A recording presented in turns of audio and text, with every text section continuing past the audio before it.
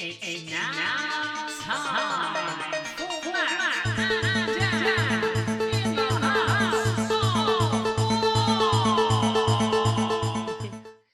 Well, a very good day, ladies and gentlemen, boys and girls, and welcome to another episode of Matt and Dan in the house of... Quark. You've Hello. got it. So welcome to episode 12 now, isn't it? It's 12, yeah.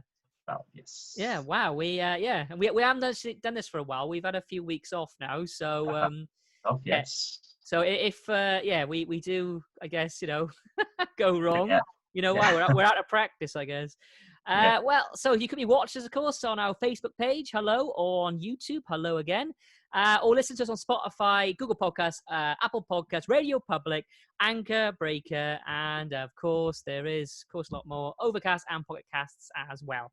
And also lots of other third-party streaming sites. So wherever you're listening from, hello, and please tell us. Apparently, we got listeners now all over the world now, different parts. In Australia, hello. In America, hello. Hi. And also in Deutschland now as well. Guten Tag. So, Guten Tag. Guten Tag. Yeah, it's great to have listeners from all over the world. Definitely, if you can message as well, please drop us a message. Let us know where you're listening from and how you find the show. So, what are we talking about today? What's today all about? So today we're going to talk about the women of Star Trek. So women throughout the franchise. We're going to talk about how women are portrayed within the world of Star Trek, and also look at some key elements as well, just to just get a bit of an idea of what's happening there with feminism, and of course, the male gaze as well, and how Star Trek works with those. But I think we're going to start off though on a personal note, because I think that's the best way to start it. Let's talk about our favorite, our own personal favorite female characters within the franchise. Let's do it. Right, and so I'm going to hand over now. Do you want me to go first?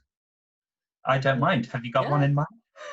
Well, I was going to say, so my favorite female character within Star Trek, for me, my favorite is Catherine Janeway. I have to say that. I mean, if you were listening to the last episode, actually, I was talking about how she'd be the captain of my ship.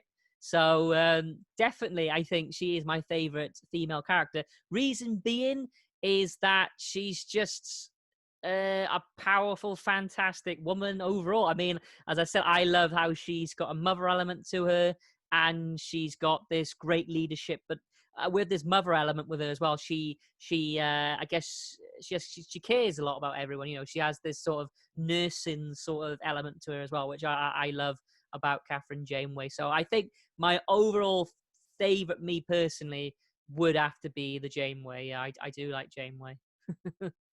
The Janeway. the Janeway. The Janeway. That would be a good name for a ship. The Janeway. The Janeway. Well, yeah. Well, why not? They might as well name a ship after. Yeah. Janeway. Absolutely. That's a good. I think that would be, the top of it. Quite a lot of people's lists, really. I think. Yeah, you're right. She's a very powerful leader, and she obviously was the first captain, and she's obviously very well liked amongst her crew. So I think she's like I've said in previous podcasts. Yeah, she's a great role model for a lot of women and a lot of people, and a good choice. A good choice there. For me, it would have to be Jadzia Dax, I think. Okay. I really like Jadzia, just as a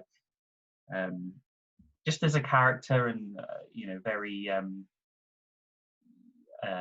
just as a character as a whole. I think she's got a lot of elements to her. She's a very good scientist.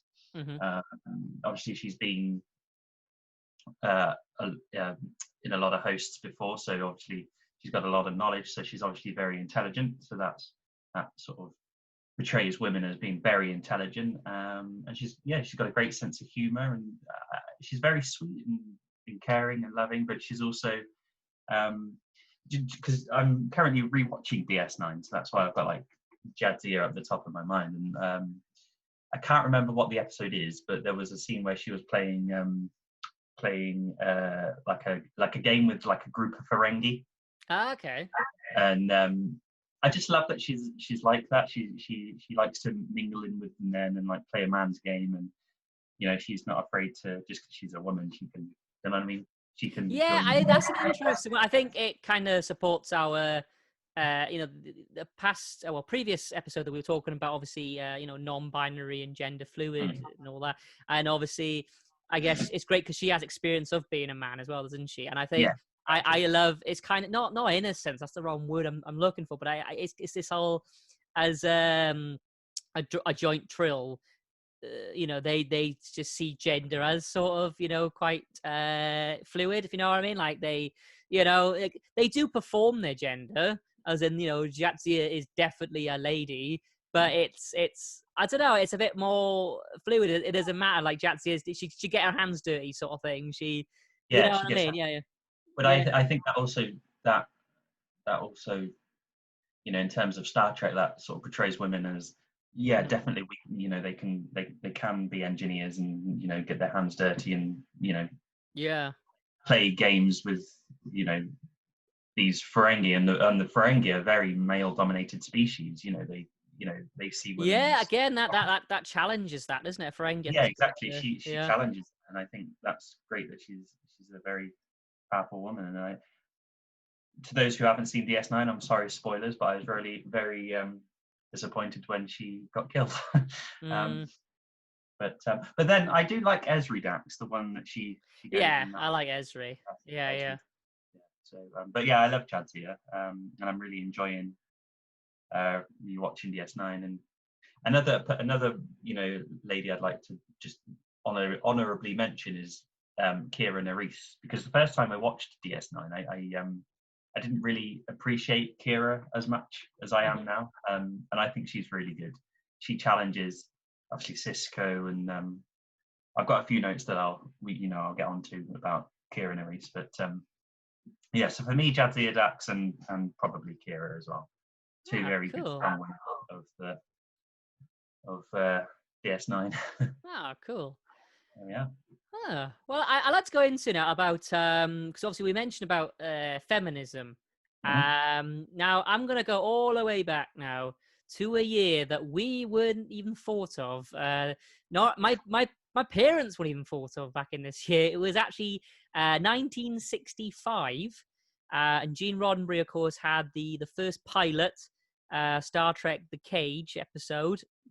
It didn't actually make it to television. The network hated it and got rid of it.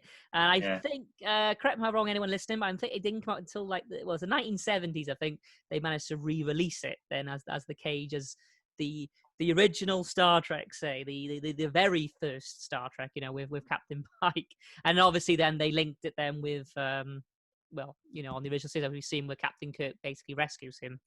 But anyway, so looking at the Cage episode, because to me this is where it really does excite me with Gene Roddenberry and Star Trek, and how much they really did try to challenge it. They really did try to make Star Trek the show that I think it is now, but I think he wants it to be at the time. Like, for instance, let's have a look. So feminism, I mean, I got a definition here. Feminism is the belief in social, economic, and political equality of the sexes. Okay, so the idea, of course, that man and woman are equal. Okay.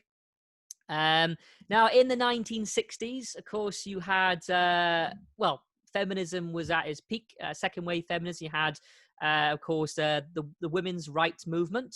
So women, of course, fighting for to be equal to men. So this was all happening at the same time.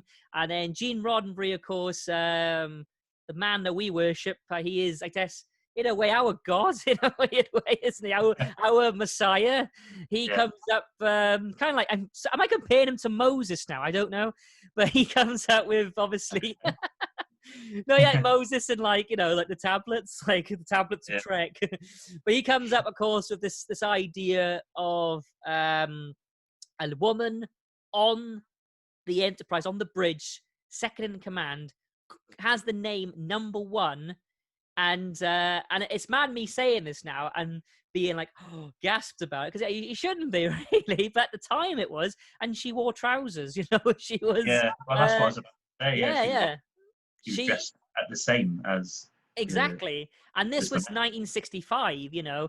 So this is, like I said, second wave feminism, women's right movement, all these things happening, you know, women power to the women and all that, rightly so.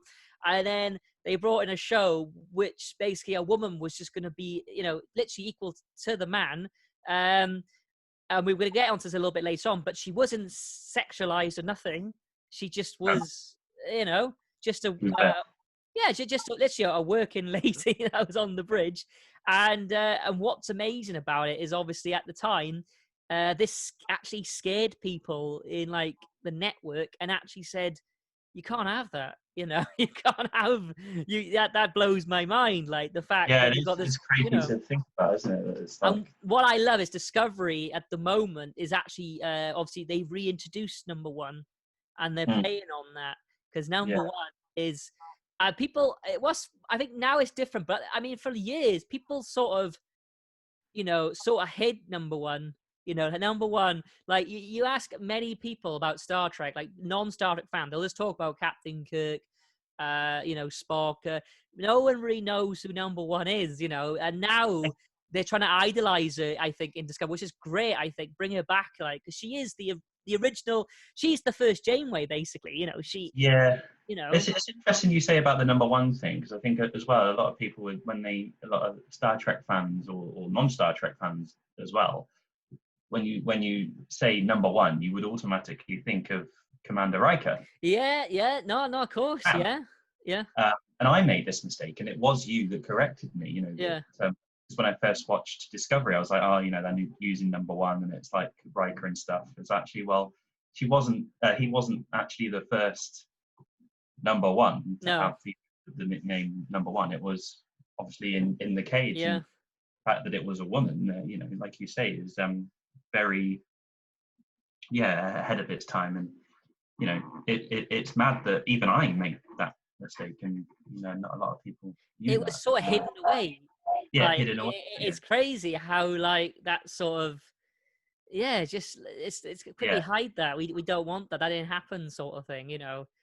And like the term number one gives you know, her like a lot of status, because it's the number, the actual number one. It's like first, you know, she is the first in command, and like you say, it automatically gives her status. Yeah. That, like you say, not a lot of people, that would have scared a lot of people. Well, what I find interesting kind of connects to our LGBT episode as well. Like we know we were talking about, obviously. Well, it's quite funny actually, because me and Dan think that people are listening to us from who have power, because our dreams come true.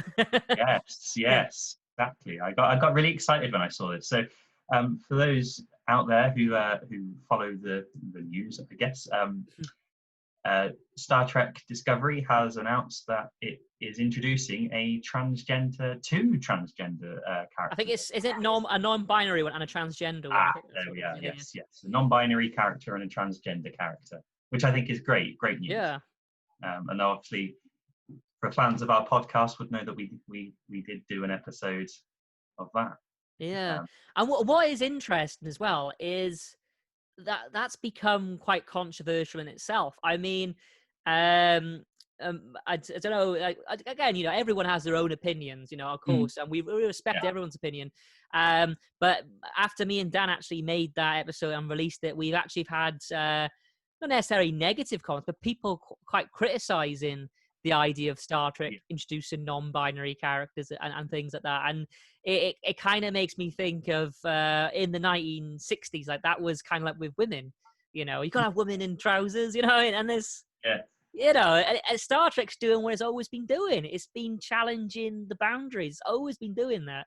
And that's great that the fact it's still doing it to this day, you know, it's still going like, all right, so, you know, the gender identity, binary and transgender, that's become a, you know, it's becoming more of a social norm, obviously, and that's great. But Star Trek's going, you know what, we're going to go even further, and we're going to have them as one of the main characters, and I think it's great. Star Trek's doing me personally, what I love about the show is that it's still challenging these ideas and just doing them, you know, and it's brilliant. And why not? Why not? That's what's always. Exactly. It's all about to boldly go where no one has gone before, right? And that's what they're doing. Which is interesting you say that, because if you think about the opening credits of the original series, Kirk says where no man has gone before. Yeah. But then 20 years later, when Next Gen comes out, if you listen to it, Picard says no one has gone before. So even in that, it's moved on to no one. And I mean, even the idea of having a woman on board a spaceship at the time would have been probably crazy to think about. Not even in, second in command, just even on the spaceship. Yeah. Do you know what I mean? Why, so I think, I think, excuse me. It's all right. Well, a bit gassy. What was I saying? To even have the woman on a spaceship. So I think it's great. I think it's great that even in the 60s, Star Trek's mission statement was inclusivity and equality. What is interesting? So I'm going to bring in that other idea now. Is obviously the male gaze. Now, the male gaze, in some respects, saved Star Trek, really. So the idea, of course, of the male gaze is the idea, of course, of everything is seen through the male perspective, isn't it? It is for male entertainment. So the idea is they will make women look a particular way to just entertain the man. It's a man's world sort of thing, and that's the idea of the male gaze. And in a way, obviously, I'm saying it saved Star Trek because obviously they gave Gene Roddenberry another go at it, basically, another life, to do it again. Like an ultimatum. Yeah, exactly. And the only way he could do it, though, he had to follow certain, a structure. They wanted women in short skirts. They wanted them to look, these skinny, pretty girls, and that's what they wanted. That's what the network wanted. That's what they believed, say, America and the Western world wanted. Yeah. They didn't want a woman in trousers called Number One telling us what to do, sort of thing. They didn't want. I think it's like that sort of the era that, especially in like TV shows and film, it's sort of like the man is the hero and like he must save the woman, the damsel in distress. I always think the best example of the male gaze, like textbooks, always James Bond. Well, like especially older James Bond, it's exactly. Yeah. I mean, even now that's starting to change with sidetracking. The latest trailer for the new James Bond film came out the other day, and it's interesting actually. This is kind of relevant, I guess, but I was looking at it on IMDb about the film and stuff, and Daniel Craig isn't actually credited at the top. You know how they have the lead actor at the top? Really? Daniel Craig is actually third. Okay. The lead according to IMDb is the lady who's playing 007, and she's a black woman, and I think that's great. I haven't. That's a new one coming out, is it? Yeah, No Time to Die, and I think so. Like how you sort of see like a film poster, and it's got like the two leads. Yeah, it's like always like say for like James Bond, it would be like Daniel Craig and then his leading lady who's like the damsel in distress. It's always like the top two actors, and I guess a lot of the time it is a man. But what's interesting is in No Time to Die, I only just noticed it. I think it's it's the lady who's playing 007, who's a woman, and I think that's great. But Daniel Craig, who's like this massive star actor, James Bond, is actually third on the list of cast order. Yeah. Wow. So I think that's quite interesting. Yeah, no, it's really interesting actually. Yeah, I'm glad you brought that up.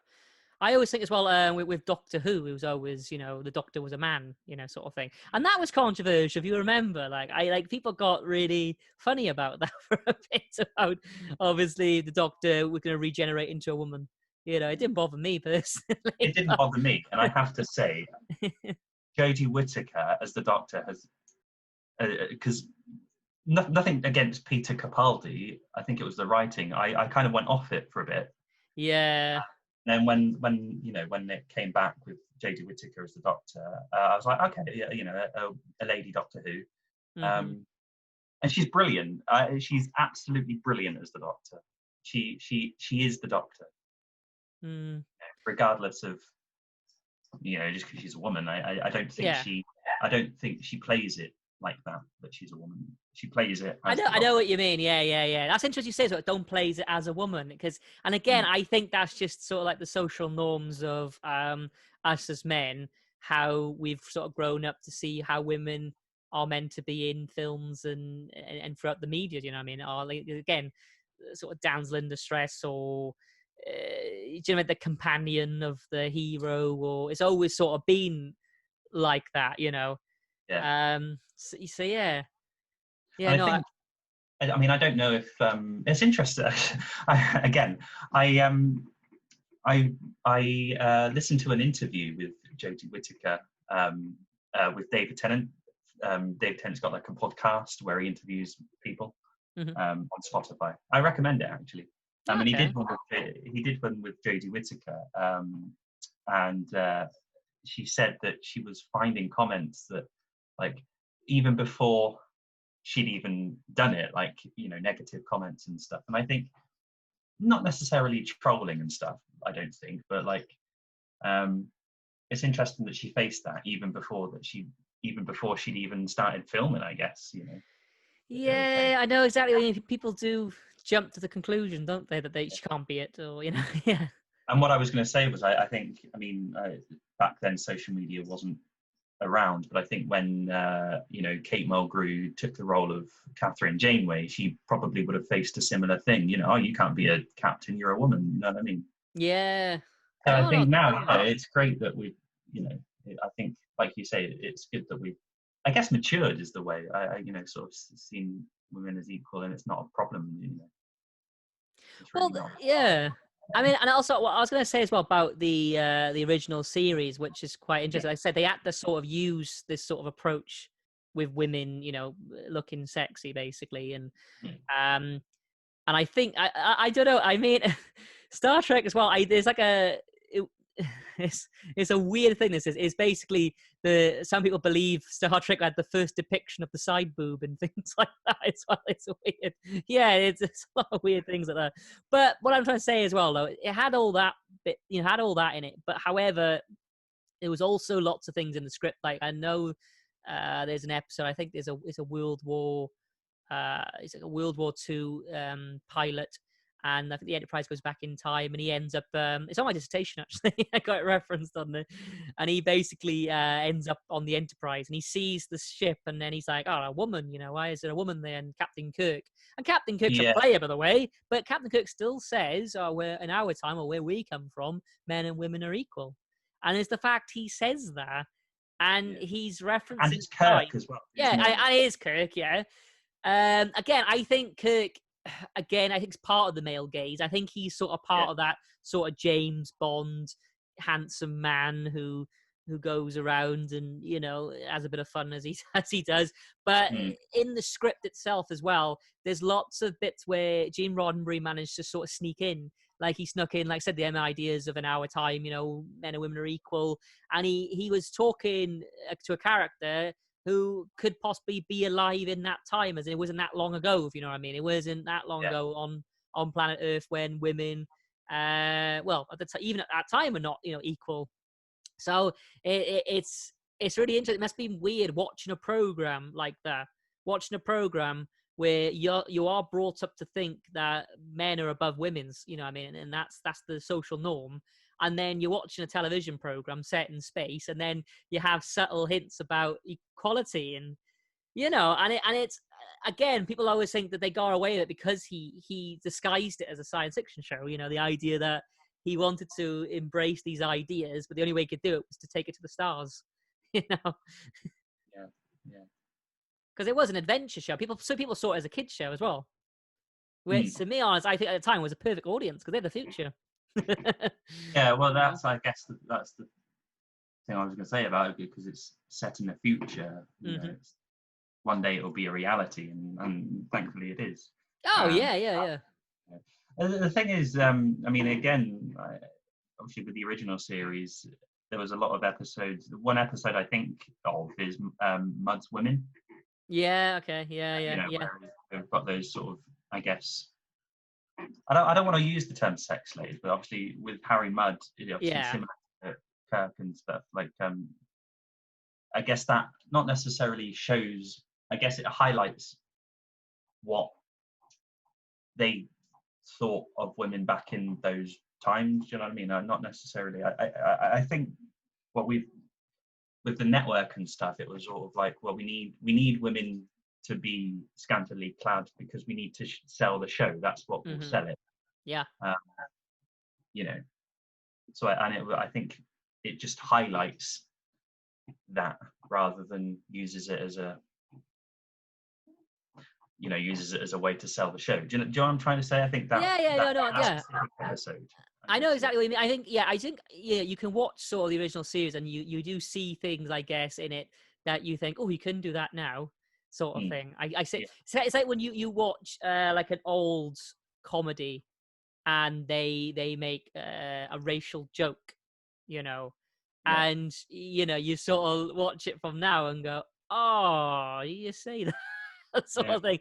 And I mean, at the time you can understand. I mean, I always watch these sort of things and go, wouldn't say that now, but at the time, I guess it was different time, different sense of humor, and they got all, they had a different way of looking at the world, and they generally did back in, back in those days. And then it said, and even old people, older people themselves who lived in those times will say to you, different world back then, and I'm not saying it was a good thing or at all. I'm just saying that I guess what you're trying to say, you sort of look at these old programs and you can really see the sort of stuff that they thought was acceptable.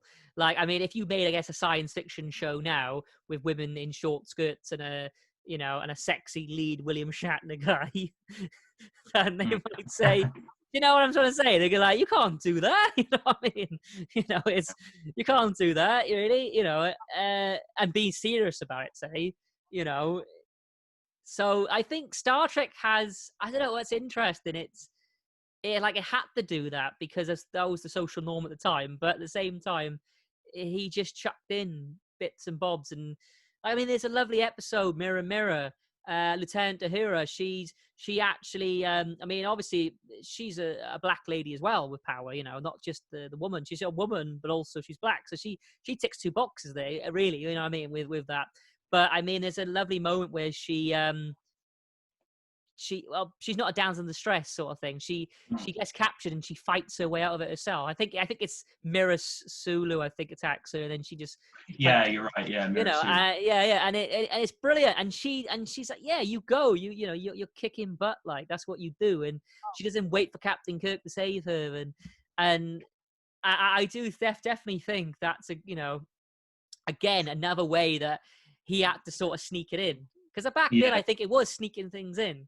Yeah, I mean, going with the Uhura thing, there's an episode in the animated series where she actually temporarily takes control of the Enterprise. Yeah. Yes. Yeah. Can't quite recall the episode, but I know what you mean. Yeah. so again, that was quite. And that came out. There was in 1970s as well. That would have been, and yeah, it was It a would have been cartoon. nice to see it in like the live action. Yeah. Thing. There was. I mean, I don't make anything of the fact that it was in the animated series, but it would have been nice to sort of see that. Yeah. No, definitely. No, I 100% agree with that. Yeah. And I think then Star Trek moved on, obviously. I mean, obviously, we went to the next generation and we had loads of powerful women, and again, they took away the short skirts, that was the end of that sort of thing, and they just, you had brilliant actors and or actresses, and I mean, and it wasn't. What I'm trying to say is, I think in the 1960s, it was definitely a line between man and woman still, even though they said there wasn't. They always was with the sort of composition of actually making the show, because again, obviously the costume and everything, and the way they interacted, and whereas Next Generation again, it became the Star Trek I think he really wanted. Really was again women with power. You have Dr. Crusher, of course. Who obviously a powerful woman who's a doctor, Counselor Troy, you know, you had Tasha as well. You had all these, you know what I mean? These different female characters. Whoopi Goldberg as well, you know. Yeah, again, a black lady. Yeah. You know. Well, Whoopi Goldberg asked to be in Star Trek. She actually asks, "Can I be in Star Trek?" Yeah, because she actually, I think this, because my sister told me this. She watched Star Trek and she sort of shouted to her mum, "There's a black lady on the telly." Yeah. And then when she heard that they were making Star Trek: The Next Generation, I think she knew LeVar Burton, so she asked LeVar Burton to put a word in for her to Gene Roddenberry. Again, Whoopi Goldberg. There's a Whoopi Goldberg interview on the David Tennant podcast. So this is how I know this. Oh, wicked.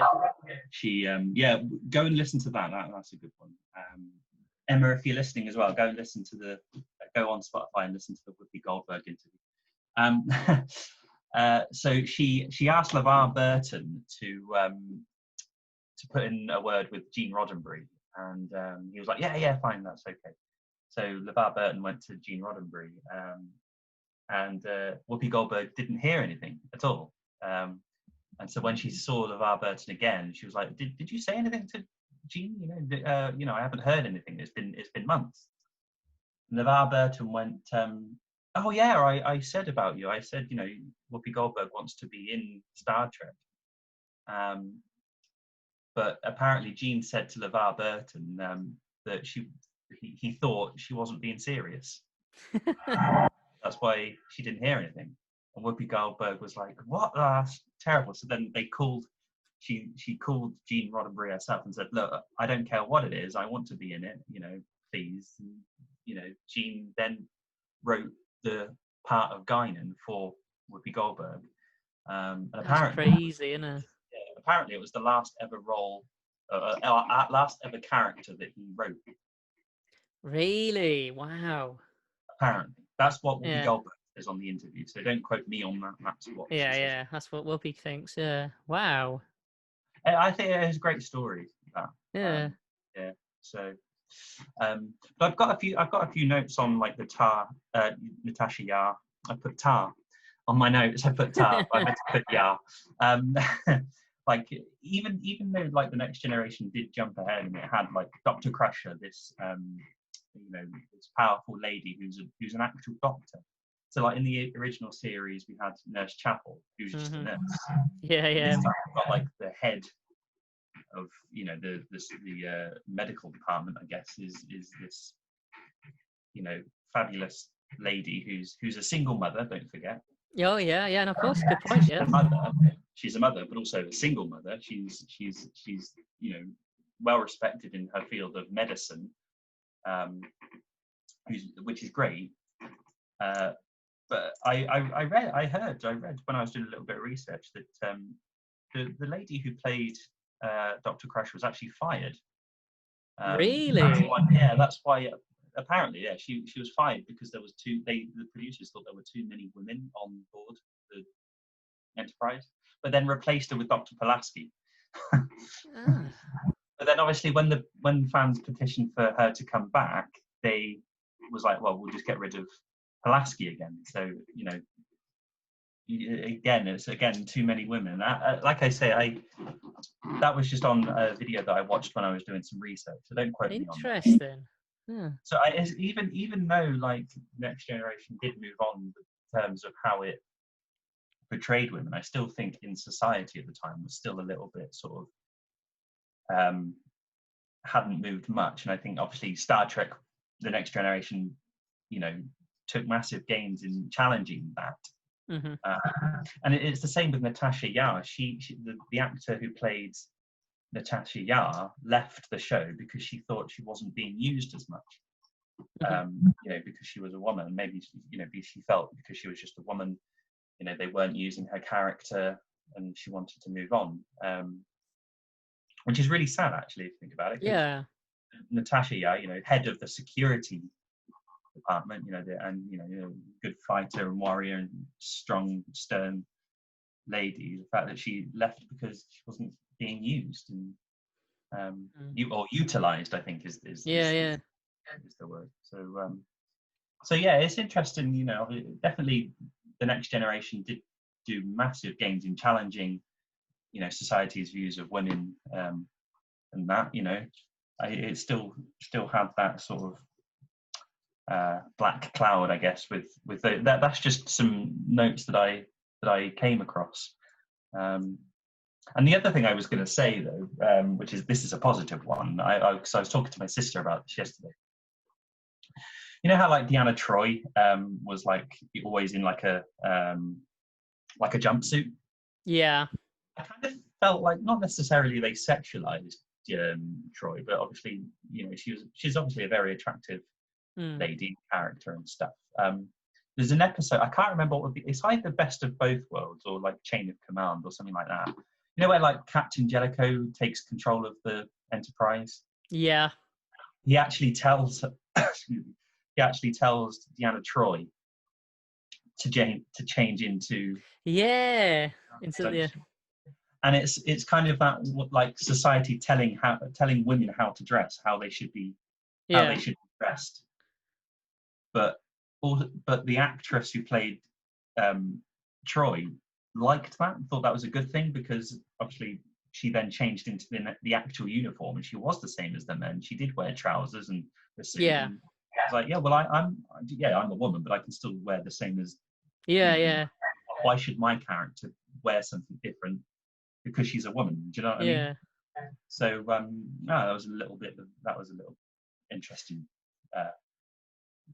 That I used to find that quite interesting, why she used to dress a bit different. But then I quite like the whole like counselor sort of relaxed appearance as well with her, if you know what I mean. I think that's why I personally got from it, was just she was a bit more, obviously she was a counselor, isn't she? So she had to be a bit more relaxed and, attention sort of thing, if you know what I mean. I mean, if you want, if you're on board a spaceship and you need counselling, you don't want to be like seeing the same Starfleet uniform. You do want someone who's a bit more. But at the same time, I quite liked that she did have the uniform, because she had the blue, didn't she? Yeah, I remember now. Yeah. So that is quite interesting again. But it goes back to just I guess Star Trek challenging, society's views on how women should be dressed and stuff like that. But one thing I always found quite interesting in Star Trek is the way women were addressed as well. They started calling them sir. And only one character went against that. So it was Janeway. Janeway didn't like it. Janeway was like, I prefer ma'am.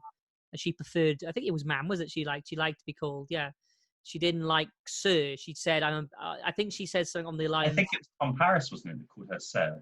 Yeah, and she said something like on the lines of, I'm old-fashioned. I like to be called ma'am or something. I don't like this sir thing. And that's interesting. Why, like, it kind of goes back again to our LGBT episode, as in like how, like pronouns and gender and how you interact with someone. Like for instance, if you saw a girl, chances are you call her Miss or Mrs. Or Madam. I think you could call her, because that's just again social norms. But it's the idea of Star Trek again, challenge there. But I find it interesting why they picked Sir, because when I think of Sir, I always think of men, because I do. Of course, I am going to think of men. So yeah, I think, but I think that's because we have sort of. I mean, in the UK, obviously, you have Knights of the Realm. Knights of the Realm, like so, Sir David Attenborough. Yeah. Dame Judi Dench. It denotes the I guess gender rather than gender. Yeah. So I just, because I mean, I'm not a military man at all. I mean, I like someone who could tell me. I mean, like in the military, are women ma'am or are they sirs? Then I don't know. It's always been a thing I always found quite interesting, like in Star Trek. Me personally, I used to go like, these call her sir. I mean? Like I used to watch it and I think, why? And now I don't. Yeah. now I don't really care about it as much. I mean, I don't care anyway. But I mean, like, it's still interesting to pick up on. I mean, again, I'm not a military man. I don't know how women are dressed in the military. I have no idea. Maybe something we can look up. But do you know what I mean, though? I mean, I know what you're trying to say. Yeah. It's just when people say "sir," I always, well, I mean, me personally, I think you would as well. You always think of a male teacher, you know. Oh yeah, exactly. Yeah. Yeah. Yeah. But that's how we was taught to address, our people of authority, I guess. Yeah. In terms of their gender. Well, I think what I'm trying to say is, well, why sir? What I mean is, why stick with one of them? So they had choice between ma'am or sir, yeah. So they didn't just call the men ma'am, or they didn't call the men madam or whatever. They gone, let's just stay with sir. I don't know if that's because that's a word that we already recognize as authority, or do you know what I'm trying to say? A word, would it be actually in the case of another word would be made? So you would say something else than sir, or, you know what I mean? Because sir is, I don't know, I used to always find it really interesting when they used to say sir, look, and it wasn't Janeway said, don't call me sir. It's hard to, personally, I think it's hard to unstick the connotation of the male, sir being male, miss being female. It's hard to unstick that because that's ingrained in us. Yeah. But really, if you think about it, like, rank has no gender. Yeah. You know what I mean? But I think as well, I mean, like I said, as we're Brits, we call Her Majesty ma'am, don't we? Ma'am as in jam, not mum as in whatever. You know what I'm saying? It's ma'am, isn't it? Yeah. I think it's ma'am as in jam, isn't it? I think ma'am as in jam, yeah. Yeah, when you meet. What's that from? That's from something, isn't it? Isn't it the comedian, what's his name? He talks about he had to meet the Queen. Yeah. Russell Brand. And the guy, he says, Russell ma'am. Brand. Yeah, Russell Brand, because he wanted to curtsy, and they were like, you do not curtsy. I've got a bit off topic now, but it's quite a funny story about there's a Welsh comedian called Mike Doyle. Have you heard of Mike Doyle? I've heard of Mike Doyle, yeah. Well, I work with Mike on the ships. Right. And he's a lovely man, right? But there's a funny story how he met the Queen. And he met her. So he's this typical Welsh comedian guy. He met her twice. I'm looking forward to this. And I mean, I'm probably building up too much now, but anyway, he met the Queen the second time, and then basically with the Queen, you can't talk to the Queen; she has to talk to you. Yeah. But he forgot that, and he just goes, "Oh, nice to see you again, ma'am," and she just goes, "Is it?" And he's just there like he doesn't know what to say. Yeah. I can imagine it being like that. Is it? And you're just like, oh no. Yeah. Shunned by the Queen. Yeah. Yeah. It's interesting you say that though, because again off topic. It was Lewis Hamilton on Graham Norton was saying when he met the Queen, he was invited to a dinner, and this was when he won his first championship. So he's quite young. Not that has anything to do with it. But he was invited to a dinner, and he actually got sat next to the Queen. And again, with that rule of you can't talk to the Queen has to talk to you. Mm-hmm. But if you're at a dinner with her, she always talks to the person on her right first, apparently, or something like that. I think he said. Really? Yeah, or whatever. So Lewis Hamilton was obviously sat next to the Queen on her left and started, chatting to her. And the Queen said to Lewis Hamilton, no, you talk to that person first. I'll talk to this person, and then I'll come to you. So, I think it's interesting. Wow. And I mean, I know we got a little bit off topic, I guess, but actually, Queen, I think, is a great example because I remember, I think it might have been Doctor Who. So there is a science fiction reference. And he... We've gone really off topic. Yeah, but I am bringing it back. But it's interesting, especially, obviously Star Trek, was made in the United States, okay? Mm. But look at it as well. I mean, it was the same here in the United Kingdom. However, what was interesting, I mean, there's an episode of Doctor Who when they go back in time, and I think it's the Queen's coronation, and basically, the doctor's in someone's house. It's like a small working class house, and basically the husband is like bossing around his wife and it's like, "What are you doing? You're lazy," and all that to her, and bossing around. Get back in the kitchen. Yes, I think I know Yeah, you. and then he just goes like, "Would you talk to Her Majesty like that?" And he's like, "Oh, of course not." I was like, "Well," and it's interesting, you know what I mean? Like, and like the idea that you see women as lower than you. However, the Queen is, I don't know. Do you know what I mean? The Queen is Yeah. different, especially. I mean, obviously, I mean, Americans, I guess, wouldn't have seen that as much, but for us, you know, it must have been an interesting thing. I mean, the idea that you think women are below you, and you could think that, oh, my wife is, you know, I have more rights than my wife and all that, but it's like you wouldn't say that to the Queen, though, and you know what I mean? And I don't know. I find it's yeah, it's just interesting, isn't it? How It is interesting, especially because, like, you know, that because the Queen's royalty and like, yeah. but surely, like, your wife, who you know promised to, you know, love and cherish and to have and to hold for the rest of your Yeah. life. So you should also treat. I mean, I don't know. No, I know what you're saying. Yeah, yeah, I yeah. mean, you know, just because your wife's not royalty, do you know what I mean? Yeah, yeah. It's just no. I think that's yeah, it's a good example. Yeah. And again, we call her ma'am, but there's some with Star Trek. I don't know. Maybe it's an American military thing. I don't know. The idea of calling everyone sir. But I love how Janeway goes against it, though. I love how Janeway, she chooses, though.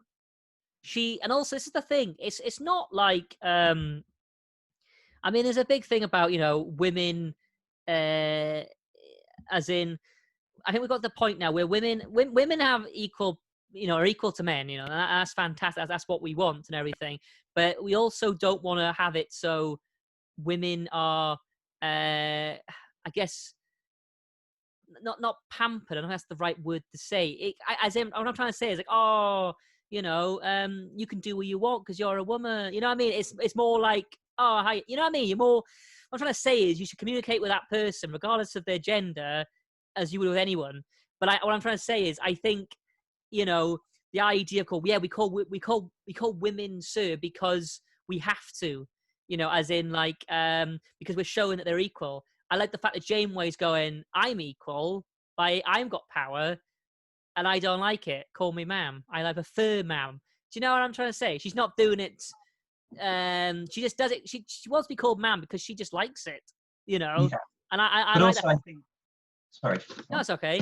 Well, I just think it's an interesting and difficult thing, really. As in, like, I was talking once to a friend, and we were in a bar. I'm not going to name names, okay? I was in a club with a friend in a bar, and there were ladies dancing. Okay, I'm really digging a hole here. No, the ladies dancing on a bar. It was a performance, to be honest. That's all it really was. It wasn't. Right. Yeah. Yeah. Okay. Yeah. Okay. It was more of a performance, really. And one of the people I was with was actually a female, Right. Okay. and I was just curious of how she saw that. Because obviously, at the end of the day, it was I there. have a feeling this is the same place that. I think Yeah. you've been. Yeah. Yeah. Anyway, I want You. to. Yeah. Anyway, we're digging ourselves a hole. Let's get out of the hole. Okay. Carry on. My point is, I asked my friends. We were only there for drinks, man. That's all we were there for, you know, No, yeah. and a good time. You know, that's all it was. And I was there with a woman, you know, who I treated equally as everyone else did, you know, and I asked her, how do you see that as a woman, though? You know, do you think that say women are kind of enslaved to the man, or you know what I mean? I don't know. I'm just really curious how she thought of it, because you read all these different things. I mean, you read about feminist activists who closed down places like Hooters and stuff, you know. So I want to know, you know, do all women think this then? Do all women? And she said to me, well, actually, I find it quite empowering. And she said to me, I actually think, if I was doing that, I'd feel quite powerful. The fact that, I've got everyone's eyes on me and I can control. And that was, I don't know, it kind of reminds me of the Orions, really, with, in green. Yeah. I was thinking of the Orions when and again, you can argue that, they all sexualized and all that for the male gaze. But also, if you remember that episode, obviously they used that in order to take control of the Enterprise, don't they? But it's interesting you bring up the Orions, because the Orions actually, they are obviously the women are sexualized as dancers and erotic for the males and stuff. Mm-hmm. But actually, this is from Star Trek Enterprise now. I think they made it so like the Orion females are actually in charge of their species. Like they are. Uh-huh. The higher gender Yeah. in the Orions, but they choose not to. Yeah. I don't know what. And yeah. Well, it's interesting. I mean, like look at wildlife. I mean, I think it's spiders, isn't it, that the female eats the male.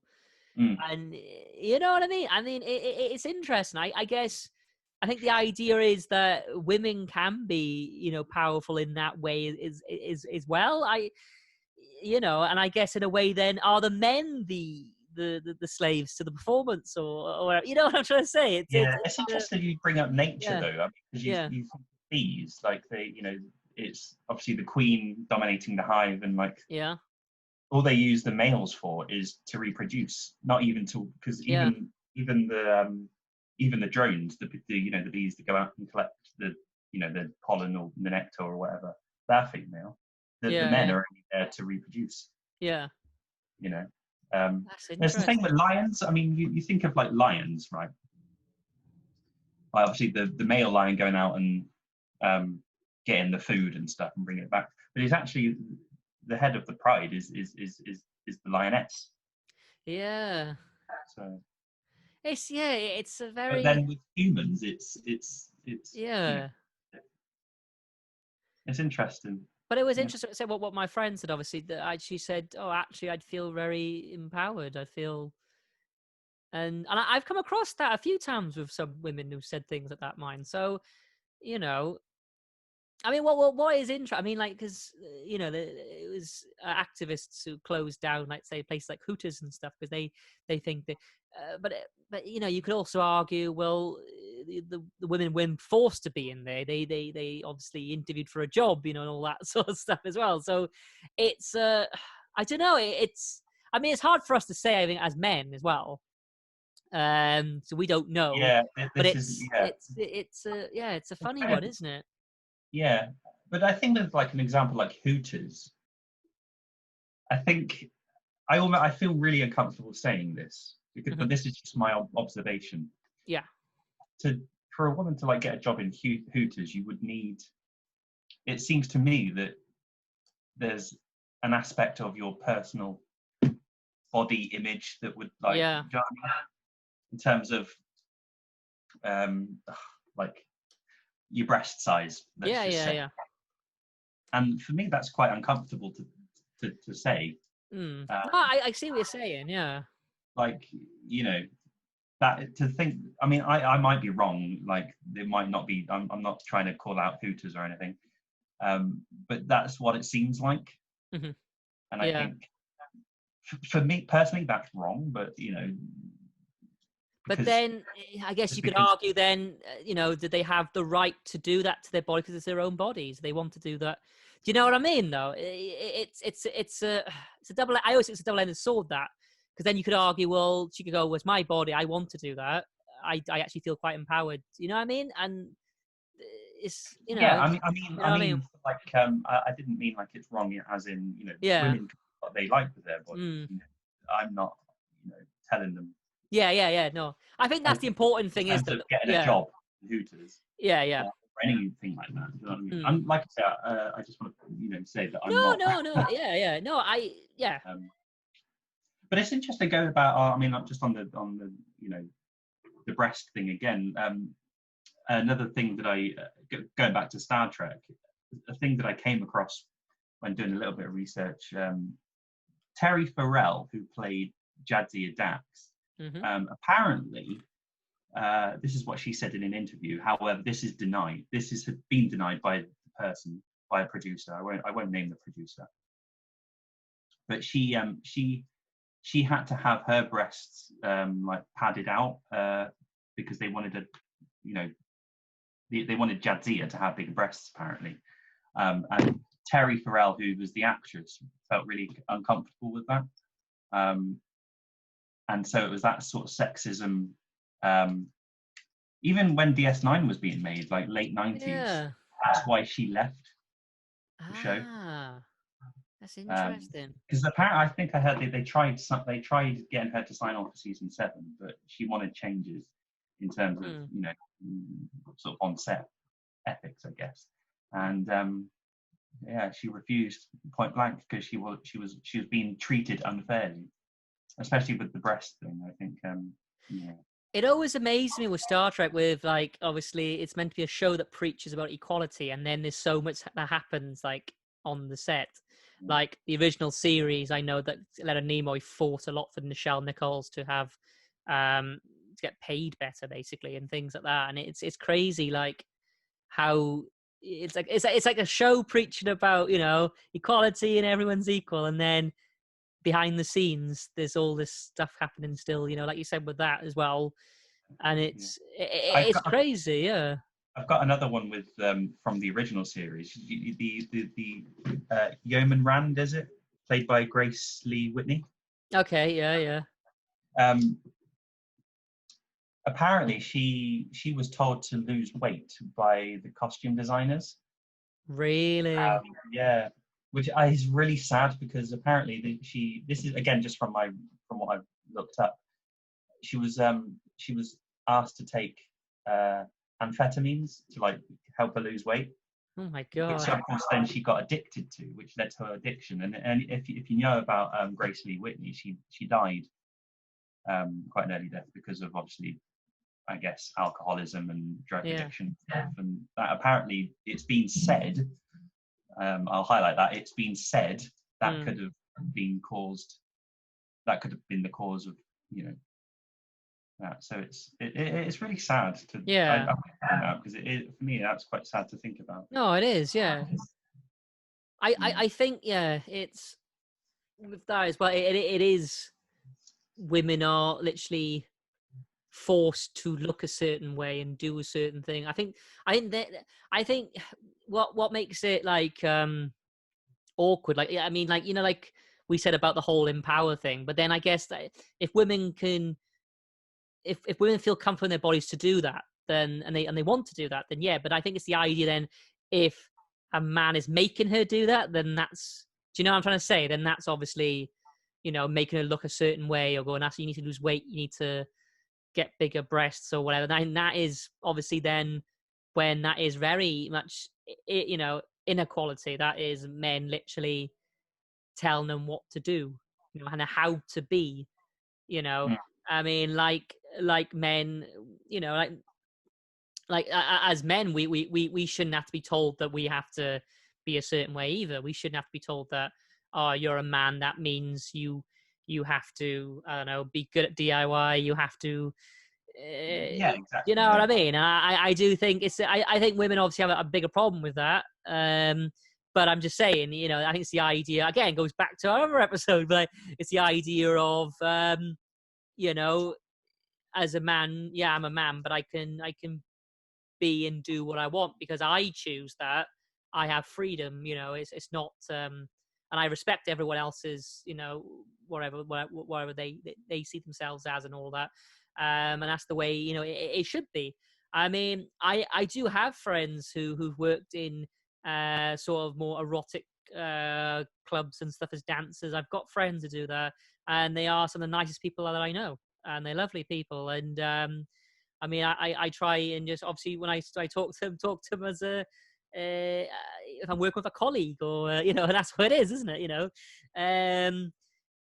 I'm trying to say, though, at the end of the day, it's that's their choice, and that's what, and a lot of these people I do talk, they do see that as a separate world, that is just their work world, or that's that's what they do for some extra money, or they do it, or it could be their career or whatever.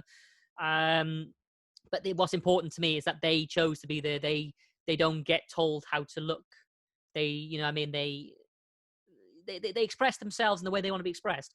And some women might not want to do that. Some women might want to wear trousers and you know, maybe do DIY. I don't know. You know what I mean? Maybe do things that we you know, just say is a man's thing or whatever. You know, when people are like, you know, say that's a genderized things. You know what I mean? And that's fine as well. Doesn't mean they're not a woman still. You know, if they want to still want to call themselves a woman, they do that. That's fine.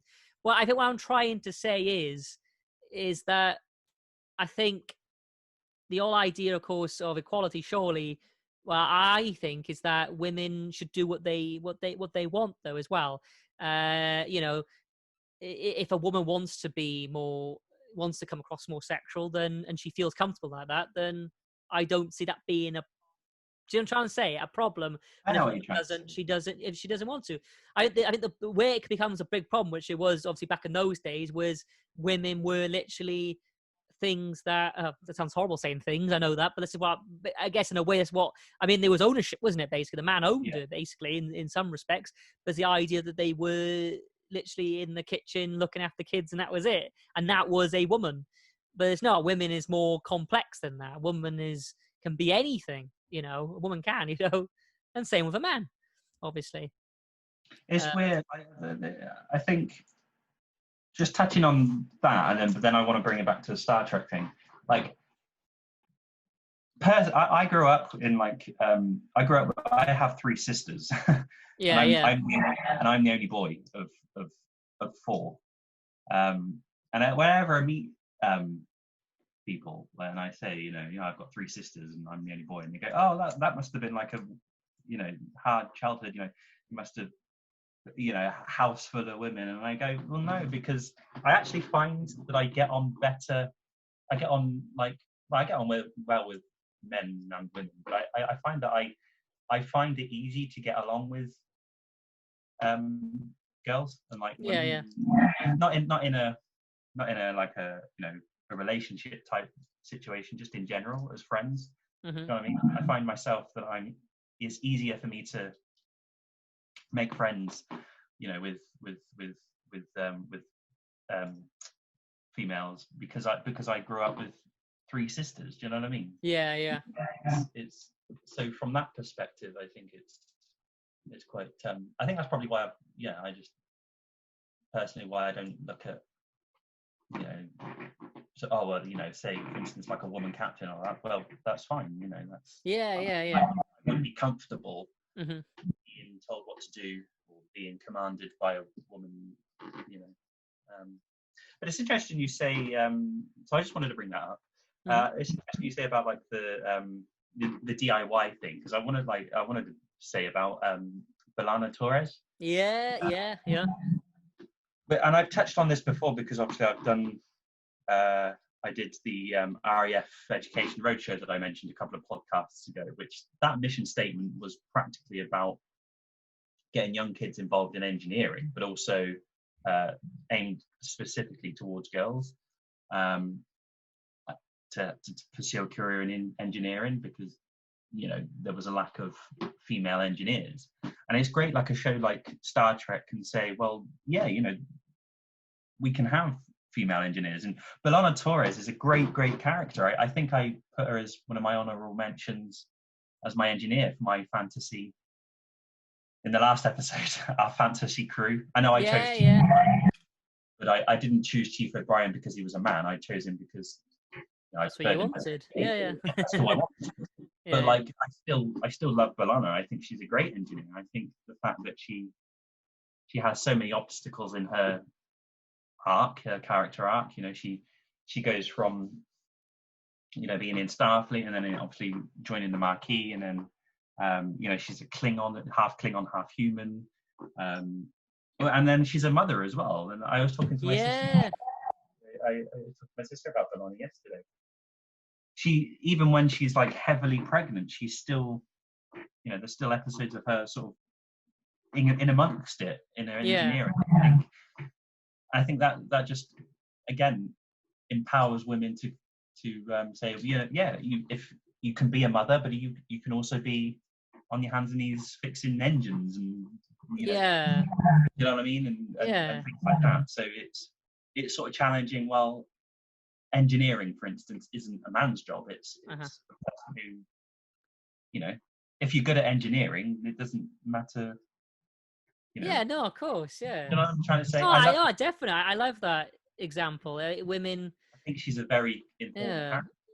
Sometimes she's underlooked, obviously, because you've got Janeway and 7, 9 as well in Voyager. But B'Elanna is a very important character and a very. One thing my sister said, I think it was Star Trek Voyager who does it the most, who empowers women the most out of all the shows, I think, and I tend to agree with her. Voyager sort of shows women a lot better than TNG or all the others. Do you know what I mean? Yeah, I mean, Discovery is going some way now, obviously, but definitely. So like I said, I wanted to just mention that, just to bring it back. Definitely. No, I really like that example. I think I think what it does as well, it just shows how much things have come a long way. Like if you look at, I think I had an example once on my dissertation. I think it's a Doris Day film. I think it's in the 1950s. I can't remember what it's called, but anyway, basically the story goes that Doris Day's character becomes a successful actress, but then her husband gets very jealous. So the way it would go, in order to make it, into a new equilibrium and that everyone is like happy with each other and stuff, is that Doris Day has to go back being a housewife, and then he's happy. And that's literally it. And like, that baffles me. I think it's the idea that women, I mean, that's a good example how women, I guess, are seen as being sort of soft and gentle, and they have to be under their man. If you know what I mean? Like she actually went, oh my God, I earn more money than my man now. I can't be doing that. And then actually just went home and became a housewife again, and that was it. Even though she was starting to become a successful actress, and B'Elanna, I think, is a great example of how we come along as well, because I think it's the idea of, she has a family and stuff, but she's not scared to basically be herself and be independent. Like, she loved Paris, but she also was very independent woman, I think, isn't there a point where she actually outranks Tom as well? She's actually a higher rank than Tom. I know Tom gets and then re-promoted, but I think there is a point where she outranks Tom, I think. Yeah. I might be wrong, but well, she is a chief engineer, so I mean that is quite high up the ranks. There is, So again, that's a great example as well. Like, but I just love how she's still a woman. She's still obviously with a baby and stuff, but she has this sort of independence about her. I think that's great. She has this sort of freedom, independence that, again, contrasts to that Doris Day film, where she is literally stuck in a man's world and she has to do what the man says. The man's not happy, she's not happy, sort of thing. You know what I mean? And it's like, well, no. She can do what the hell she wants. You know what I mean? And that's the way it needs to be. Like when we went to college, we had women in our class, and they were equal to us. It wasn't like we could do things they couldn't do and things like that. Oh yeah, I didn't actually think. I mean, I know we had one, but if you think about it, all of our tutors were female, apart from obviously when one of them went on maternity leave. She was replaced, but all of our tutors were female. I think what I'm trying to say is that our generation possibly finds it difficult to think of a world like that, as in where men are superior. Like I did on the ships, I do a lot of quizzes and stuff for all the guests, and we have a lot of older people on board, and we do what we call the battle of the sexes. And I mean, it can get quite serious in this, you can imagine. It's quite funny, but I can't. There was a question about, I think, because New Zealand were the first country to allow women the right to vote, and I think that was the question: what was the first country to allow women the right to vote? And the answer is New Zealand. And I remember, because I was with my friend Lissy, who's obviously she's a girl, and I just said to her, like, I said, I can't even imagine a world like that. And she said, what do you mean? I said, I can't imagine you being below me. And she said, what do you mean? And I was like, well, exactly. What do I mean? It's hard for us to even comprehend. I imagine a world where, you know, me and you couldn't be equals right now. I had to be, say, the main host, and you, because you're a woman, you had to be seen as my assistant or something. You know what I mean? Yeah. Though, and she couldn't really even work it out in her head, I think, and I struggled to as well. I think because we're not used to that. And an old lady actually overheard me and just said, like, yeah, you wouldn't know that world at all. And I was like, I generally find it mad, you know. I mean, and to them, it's not mad. Or to them, it's what they knew, because they lived in that time, so they do accept there was a different world and all that. And I was just saying to this lady, I was going, I just find it, when I think about it, you know, it's crazy. Like that was a thing, that we had to actually, you know, think of men and women as two separate things, and it's crazy. You know what I mean? I mean, I can't even get my head around it now. I could never, I agree. ever think of that. I think And that, you know, it's crazy. It shows how good shows like Star Trek, what Star Trek did. Yeah. In terms of you know, the representation of women in higher roles, I guess. It,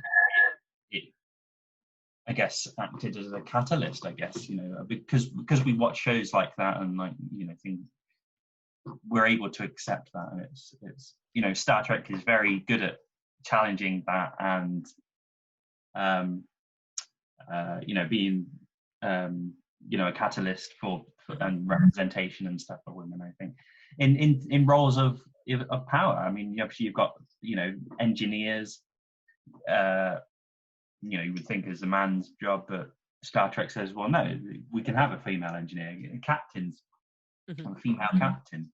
And like I said, I mean, Kira Nerys is a good example, because in terms of a religious aspect, you know, she's a very religious, you know, person, as the Bajorans are, you know, but she's obviously the representative for Bajor, and she I mean, especially in the early series of DS9, she really challenges Sisko, and they don't get on, because, you know, Sisko makes decisions, and it's like, well, you know, from a religious background, Kira Nerys challenges that, and it's like it's showing, Star Trek shows and highlights women in religion, like I think it's like, you know, the Kais, Kaya Parker and Kai. Okay, yeah.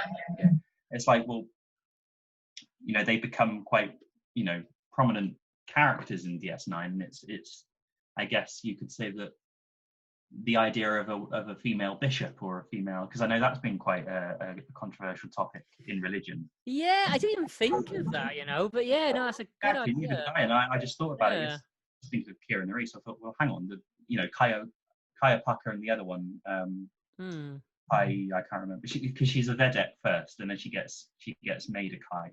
Yeah. You know the one I mean. I know exactly what you mean. Yeah. So it's upset, because I know that, you know, the idea of a female bishop, you know, is quite controversial in the religious world. But Star Trek sort of shows that, you know, you can have this, you know, worshipped, you know, a lady who's you know, this preacher, and she teaches and preaches to the Bajorans. Because I know there's an episode where she tries to stop Keiko from teaching about, you know, the wormhole and stuff, and like people, and it's like, well, you know, like I say, Star Trek shows that, you know, you don't have to be a man to, you know, be worshipped, or, you know.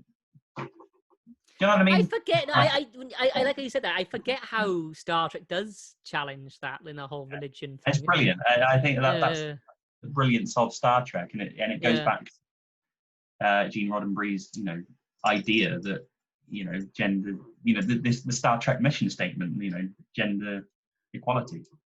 Yeah, definitely. So yeah, I feel like, yeah, it's yeah. Well, I mean, yes, again, full of loads of powerful women, and with, you know, with status. I mean, T'Pol as well technically was a representative for the whole Vulcan. We haven't even touched on T'Pol. Yeah, you know, So there's loads of that, I think, in Star Trek. And what I love about Star Trek is that it does it for a reason as well. You know, it is for those. Because that's what it's about. You know, is that, you know, we have these problems, and there's always ways of, I don't know, Star Trek just likes to plays with it really, and challenges it, and it'll be really interesting.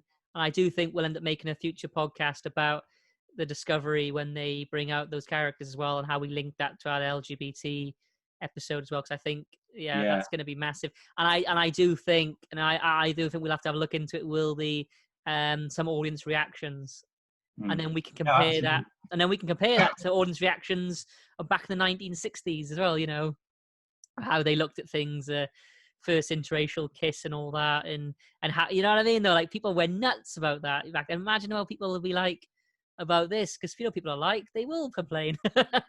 So it'll be interesting. I can't wait to see it personally, but that's me too. But I am very interested of how it will be conceived as well. And it's going to be interesting, and I love it. I think it's just all about, you know, that's. And definitely with a show like Star Trek Discovery, it's definitely a good one for women. Like I say, you've got a lot of, again, even more female characters. Yeah. More so than Voyager, more so than TNG. You know. Well, I guess with Star Trek Discovery, I always saw it more like a drama. Like, it was obviously a sci-fi show, but I think Star Trek, I think it was probably the last season of Enterprise, it became more like a series drama than. I mean, like, if you look at the way it was created back, like in the 60s and Next Generation and all that, it was very. I mean, there was a continuous story, obviously, like an arc, but they also had, like, you know, that random episodes, like, you know, Data's Diary or whatever. You know what I'm trying to say, like random sort of ones. Where I find with Discovery now, it's become that, because TV drama seems to be a massive thing at the moment, especially things like people binge watch Netflix and Amazon Prime and all that now. So that's become a big thing now. I think it's just obviously TV habits have changed, haven't they? Yeah, no, definitely. I'm not complaining about it. I'm not complaining about it. I'm just saying, I think as well, because Star Trek's sort of become more like that, even Picard's also like that, but in Discovery, you got to remember, it's come more like that, and the protagonist, the hero of Discovery, is a black lady. Yeah. Well, you know, so that again shows, I think, how much it's definitely. I mean, it's all centered around her. It's her story, you know, really. Yeah. So, wow. I think we covered a lot today. Which is we've definitely talked a lot of great stuff there. There's a lot in there. Yeah, no, definitely. I think it's been a very interesting conversation. No, I think so. Right then. So, so that's all we talked about. There is, of course, ladies within the world of Star Trek, or women, sorry, within the world of Star Trek. Got my Orion girls there, and I also got there's number one. There she is. So if you are listening, we got them on the screen. That's what I'm talking about. Right then. So, again, ladies, boys and girls, thank you all so much for listening.